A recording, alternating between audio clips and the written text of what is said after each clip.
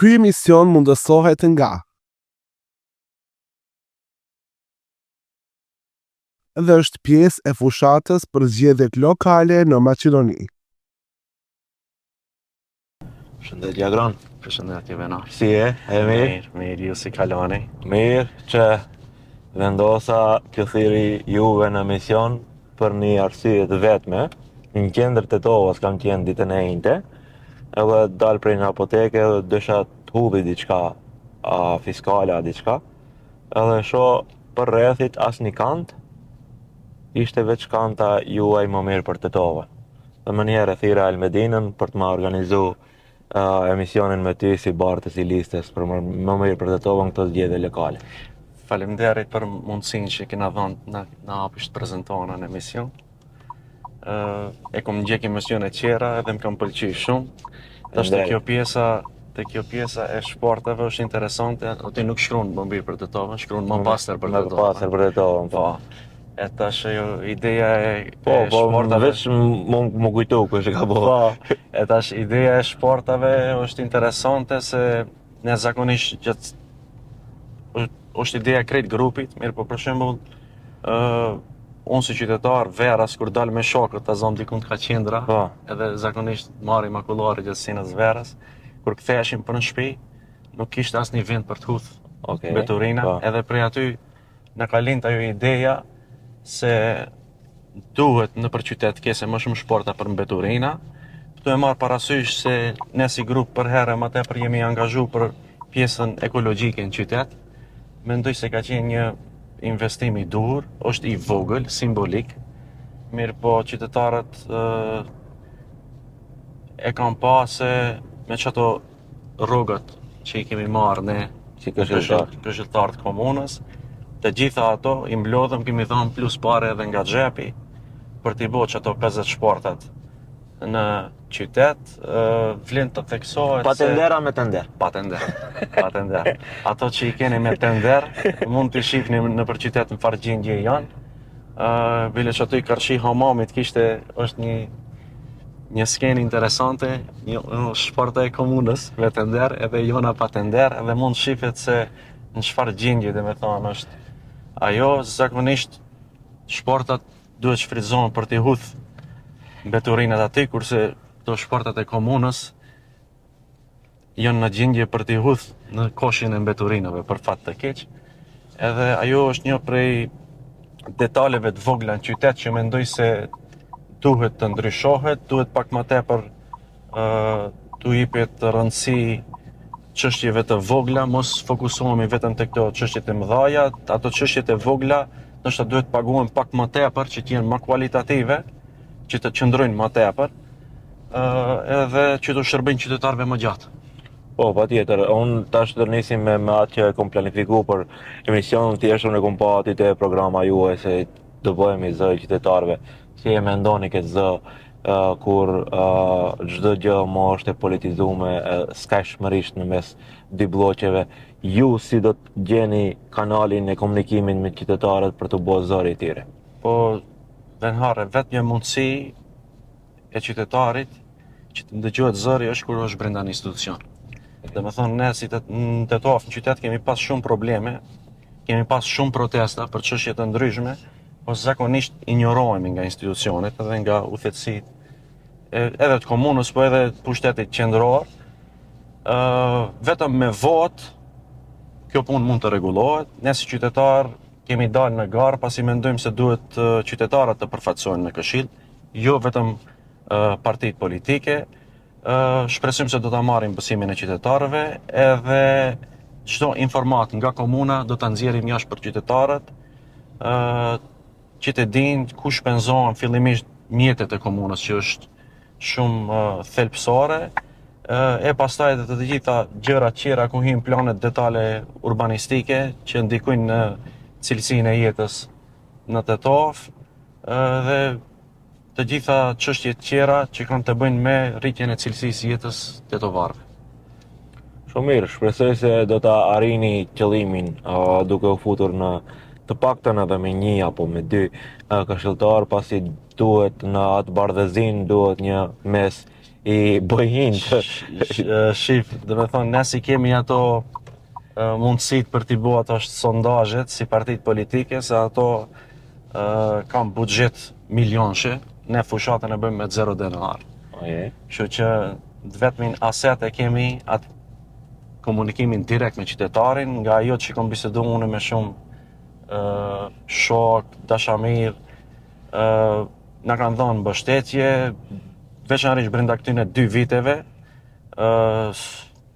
skena politike më shumë i ngjan një moçali se sa që ka në një qëllim konkret, më shumë është pjesë pazaresh se sa luftim idesh si ta përmirësojmë dhe me thënë kualitetin e jetës në Tetov. Pa ideale. Pa ideale, pa dyshim dhe me thënë, është vetëm për pazare, edhe mendojmë se është shansi mirë qytetarët ta kenë një opcion të tretë, ta votojnë grupin e qytetarëve që nuk bëhen pjesë e bizneseve edhe i pazareve me partitë politike, edhe do të jenë zëri i qytetarëve në Këshillin e Tetavës. 2022, nëse nuk gaboj, keni pas një garë që ishte pjesëshme veç për Këshillin, aty nuk mundet që të hyni në Këshill, edhe pse kishim më herët 2 këshilltar. Tregom pse kjo, domethënë pse ju riktheheni në garë. Venar 2022-shin kanë qenë zgjedhjet jashtëzakonshme, edhe ishte problem se ne duheshte ta bëjmë atë luftimin direkt me partitë politike. Ne dim se ato edhe resurset njerëzore i kanë shumë më të tepërta se ne si grup më i vogël. Ndikimi edhe presioni është shumë më i madh nga partitë politike. Po, se ishte veç ajo gara dhe krejtë fokusuar vetëm në Këshillin e Komunës së Tetovës, edhe qytetarët ndjenin atë presionin, pastaj është e çuditshme kjo pjesa në për këto shtabet partijake të mahallave, partitë politike i kanë ato listat e votuesve edhe vazhdojnë dhe me thonë t'i kontaktojnë njerëzit një nga një, u bëjnë presion. Ne atë se kemi bë asnjëherë, dihet asnjëherë vota jonë ka qenë votë e pastër, edhe tash qytetarët ashtu vendosëm edhe duhet ta respektojmë, mirë po 3 vitet e fundit mendoj se qytetarët e kanë ndjenë mungesën tonë në Këshill, edhe ajo njerë fillimisht o fakturua direkt në xhepin e tyre. Fakturat që u rritën kanë qenë si rezultat se maqineria partijake ka vendos interesat e bizneseve private t'i ketë në vend të parë, se sa qytetari, dhe ne do mundohemi tash ta ndryshojmë atë gjë, bile edhe te kjo programa që e kemi, shkurt, koncize, precize, janë disa çështje që na tangojnë të gjithëve si qytetar, edhe mendoj se duhet bëhet presion disa gjëra të ndryshohen. Pa marrë parasysh se kush do jetë kryetari i Komunës së Tetovës, ne të gjithë duhet ta mbështesim për punët e mira, po të jemi aty edhe si zë kritik për ato punët që mendojmë se nuk janë në rregull. Nëse nuk mund t'i ndalojmë, barem ta thujmë të vërtetën. Po, në këtë rast jo më shumë dhe jeni kritik se shumë pak ndodhin gjëra të mira, kështu që... Po, ashtu edhe perceptohemi, mirë po... Udhëheqësia aktuale e komunës e din shumë mirë se ne kemi dhënë mbështetje edhe në vitin 2021 blanko pa asnjë farë pazari, edhe mendoj se e njëjta do ndodhë dhe me thonë përsëri, pa marrë parasysh kush është kryetar komune, ne nuk i shohim dhe me thonë punët në komunë me ndarje partijake, po mendoj se qyteti i Tetovës ka nevojë për projekte konkrete, se shumë e kemi ulë standardin. Me thëmë pritshmëritë janë shumë të ulta, mendoj se Tetova është qytet që ka potencial, duhet të zhvillohet më tepër, edhe kemi një grup fantastik njerëzish në grup që mund pro bono, dhe me thënë t'i japin kontribut, pro bono flas realisht pro bono, jo këto pro bono që tash dalin në publik, po. T'japim edhe ne idetë tona, edhe mundohemi ta bëjmë Tetovën një qytet ku duhet të jetohet, jo të mbijetohet. Po, patjetër, kjo thënia e famshme e kryeministit Albin Kurti. Kështu, tregom, e po është ai programi i shkurt, preciz dhe koncis, do ta mbrojmë trashëgiminë kulturore. kjo nuk e kam hasë në për programet e partive tjera, edhe pse im shefin në birë të miut programe që mos ja urrujnë Zakonisht gazetarët. pas 4 vjetëve i fshin, pastaj që mos mund Jo, dhe tash im shefin mos ja urrujnë gazetarët, po falë Zotit ja kemi gjetë edhe i kemi të ruajtura. Si do ta mbroni trashëgimin kulturore? Shive Venhar, dhe me thonë Tetova ka lokacione ku trashëgimia kulturore duhet të ruhet, të promovohet. Mendoj se nuk i është dhënë trajtimi i duhur. Kemi shumë vende, për shembull në Tetov, si te parku i Xhamisë së Pashës, si kalaja e qytetit, si Arabati, të cilat janë lënë në gjendje të mrekullueshme për fat të keq.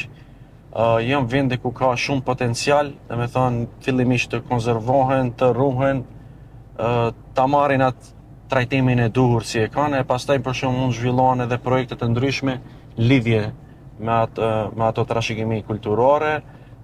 Jo rastësisht ne kemi filluar fushatën me presin e parë te Xhamia e Pashës,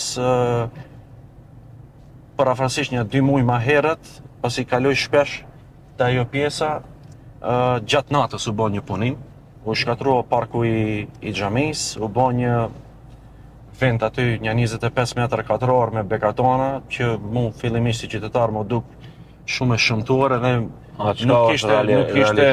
nuk kishte logjik ajo që ndodhte aty. E tash prej informatave jo oficiale që i kemi marrë prej njerëzve, thuheshte se ka tendencë që të ndërtohet kiosk barak aty pari që po tash nuk e di për çfarë arsye, e tash unë mendoj se ajo intenc aty nuk e kishte vendin, se e shëmton e dëmton imazhin e Xhamisë së Pashës, i cili është simboli i Tetovës. Interesante është fakti se me një herë të nesërmen mbas presit, me siguri nga komuna kishim vendosur një 3 ulse të vjetra, jo të reja, që ndoshta ta mbulojnë atë pjesën e planit që ka qenë. Ne dërguam edhe një letër në inspektoratin e komunës t'i pyesim se kush i ka kryer ato punime dhe për çfarë qëllimi janë bë. Se janë punime brenda natës, se zakonisht punimet kur ndodhin brenda natës, më shihet diçka.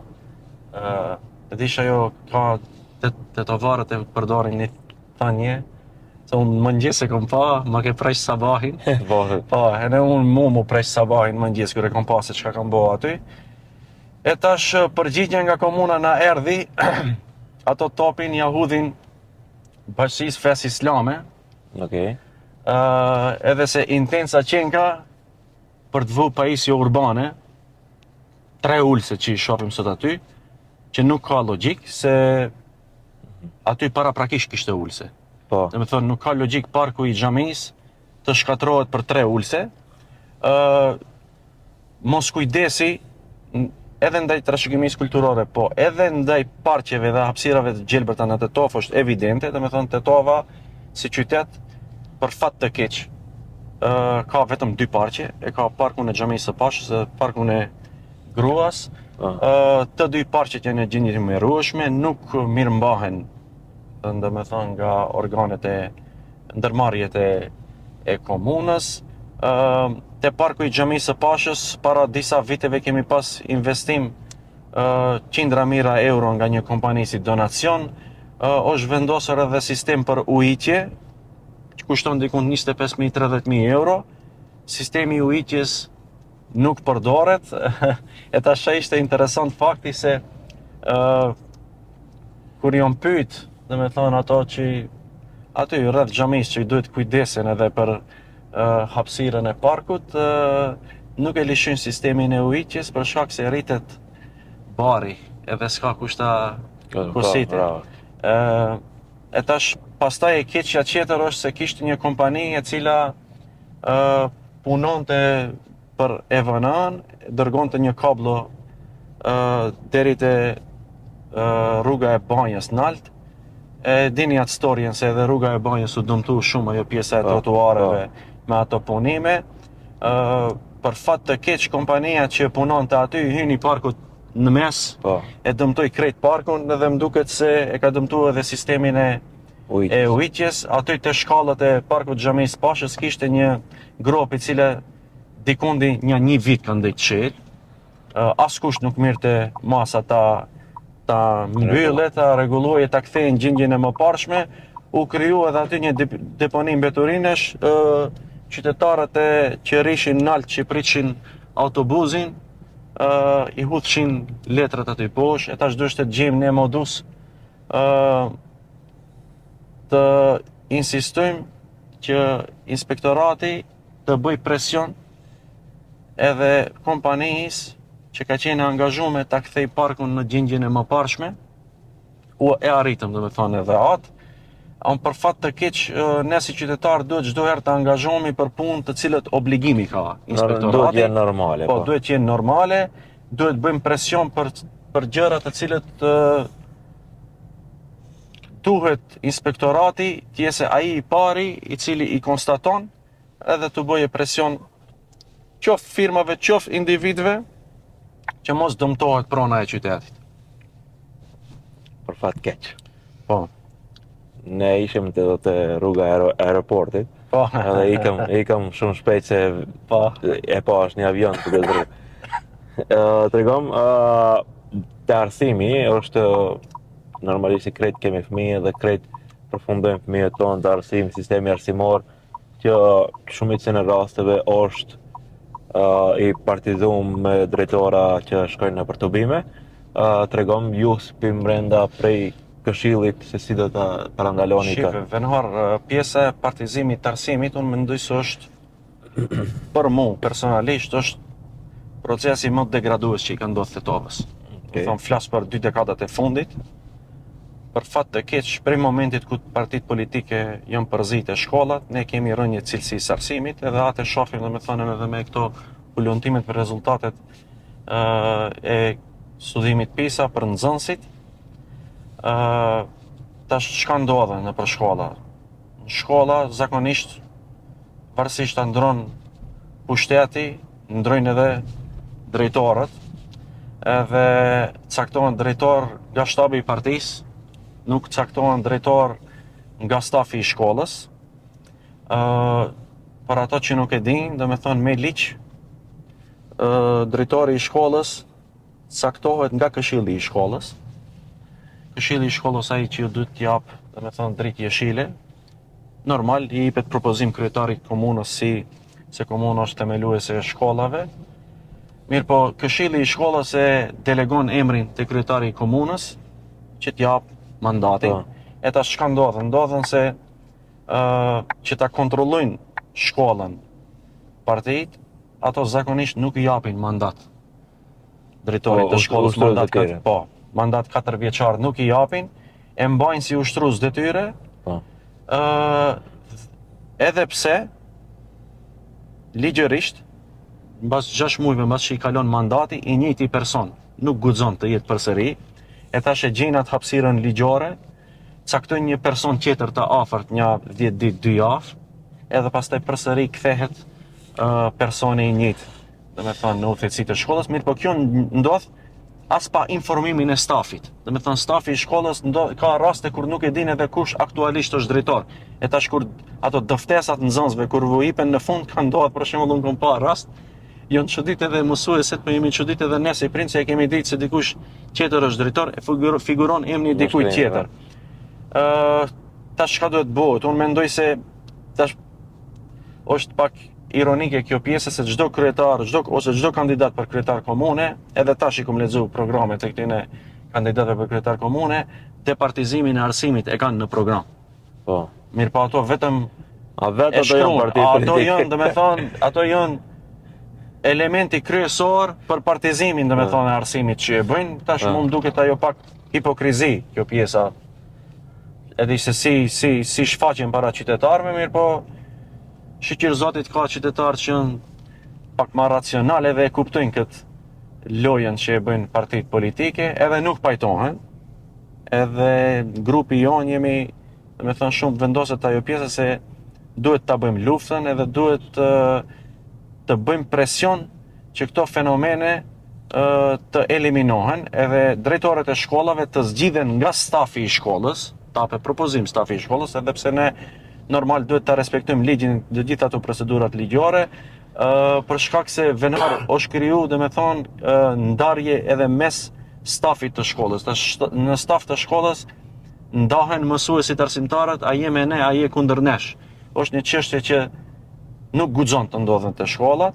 Për fat keq. Po, tash drejtorët e shkollave edhe arsimtarët duhet të fokusohen më tepër në procesin edukativ arsimor, edhe mos merren me këtë punët e partive, se sinqerisht këtë fushatën e fundit e kemi pa se drejtorët e shkollave i ke mbas kryetarit të komunës, profesorët edhe arsimtarët i kenë nëpër rrugë duke shpërndarë flajera, vend që t'jenë në vendin e punës edhe ta kryejnë detyrën edhe obligimin që e kanë. Çështje tjetër që është shumë e rëndësishme është se prej sektorit për veprimtari publike, ku hyn edhe sektori i arsimit, bëhet presion te drejtorët për çështje të ndryshme, edhe urdhrat jepen nëpërmjet telefonit. Nuk ka asgjë me shkrim, edhe drejtorët janë të detyruar të respektojnë ato urdhra. Unë vetë jam në këshill të shkollës si përfaqësues i prindve, edhe gjatë këtij 3 vjeçarit të fundit kam hasë në shumë dukurinë negative, edhe kam mbet i surprizuar se kam pa edhe prind të cilët interesin e partisë e kanë nxjerr para interesit të fëmijëve të tyre, fatkeqësisht këtë patjetër e kam ta them, edhe jam mundu ta luftoj këtë fenomen, që ndodhen në shkolla.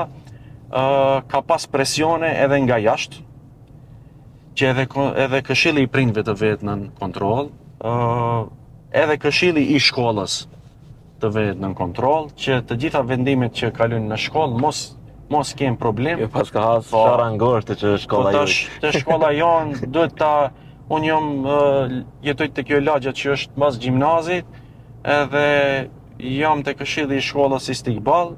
Shkolla Istiqbal është shembull tipik i partizimit të arsimit. Për ato që se din, nga janari i vitit 2023 deri tash tetor 2025, drejtori i shkollës ndrua 13 herë. Mashallah. Po. Bas kam provu këtë mësues. Po, 13 herë është ndru drejtori i shkollës. Kam insistu që të hapet konkursi që drejtori i shkollës ta marrë mandatin 4 vjeçar dhe mos e kesat presionin mbi kokën e tij se ato ta shkarkojnë nesër ose jo. Mirë, po për fat të keq, vazhdon ky avazi që ndodhen 2-3 vitet e fundit, duhet ta theksojmë faktin se ka individ nga udhëheqësia komunale, tash që i kemi edhe në pushtetin qendror, i kanë bë presion direkt njëri prej ish drejtorëve të shkollës, e kanë thirrë në hapësirat e komunës, ta detyrojnë të japet dorëheqje, për shkak se kanë bë pazare ndërmjet partive, kujt cila shkollë do t'i takoj. Po. E tash paramendove në harë kemi ardhur në situatë ku shkollat, institucionet edukativo arsimore shfrytëzohen si mjete këmbimi ndërmjet partive, edhe neve kjo na ka pru deri në këtë gjendje ku jemi sot, edhe e shohim se si e kemi arsimin, ajo çështje e cila na ka pru në situatë në Tetov të shiten notat.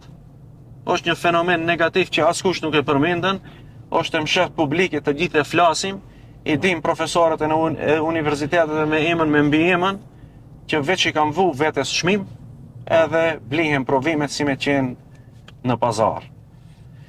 E tash, e jona është ta bëjmë ne atë presionin tonë në këshill, edhe të udhëheqësia komunale, kushdo që të jetë ajo, që ky fenomen, nëse nuk mund ta shëronjosim tërësisht, t'ja ndalim hovin, edhe ta kthejmë procesin edukativ arsimor në binar ashtu si duhet të jetë. Shpresoj Agron, shumë faleminderit për kohën.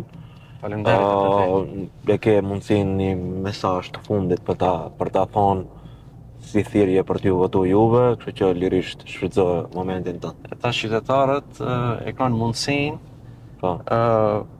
në Tetov, se në shumë pak komuna ka pas thënë kandidat pavarur, ne kemi vlerësuar se Këshilli është shumë i rëndësishëm, edhe e kanë mundësinë të na votojnë neve si listë e pavarur për në Këshill, edhe duhet ta dinë se ne aty do e mbrojmë interesin fillimisht të qytetit, në pazare me partitë politike nuk do hyjmë, edhe do jemi zëri i tyre në Këshill. Shpresoj, edhe pse nuk i përkas komunës të Tovës, po do desha që një iniciativë e tillë të jetë në komunën time në Zhelin. Do, faleminderit shumë Venar. Faleminderit. Merci. Ky emision mundësohet nga dhe është pjesë e fushatës për zgjedhjet lokale në Maqedoni.